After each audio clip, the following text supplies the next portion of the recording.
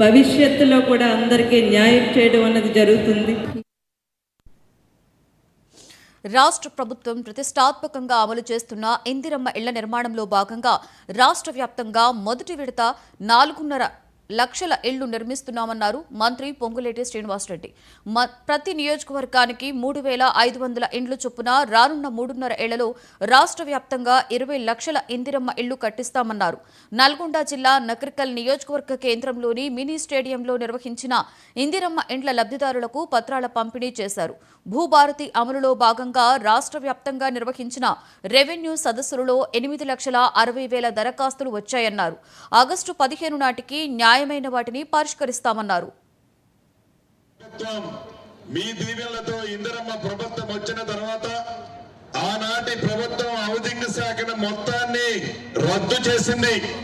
Housing శాఖే లేకుండా చేసింది.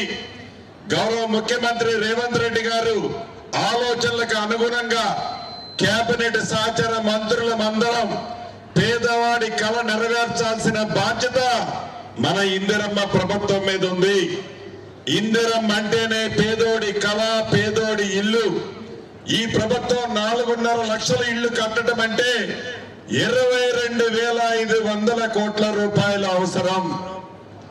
ధనిక తెలంగాణ రాష్ట్రం 8,19,000 కోట్లు ఆనాటి ప్రభుత్వం అప్పు చేసిపోతే ప్రతి నెల అప్పు మిత్తి కలిపి 6,500 రూపాయల కోట్లు బ్యాంకులకి కడుతూ పేదవాడి చిరకాల కోరిక, చిన్న కోరిక, వాళ్ళ కళ ఇందిరమ్మ ఇల్లు ఇచ్చే దాంట్లో భాగంగా మొదటి విడత 4,50,000 ఇల్లు ఇస్తూ ప్రతి నియోజకవర్గానికి 3,500 ఇచ్చాం.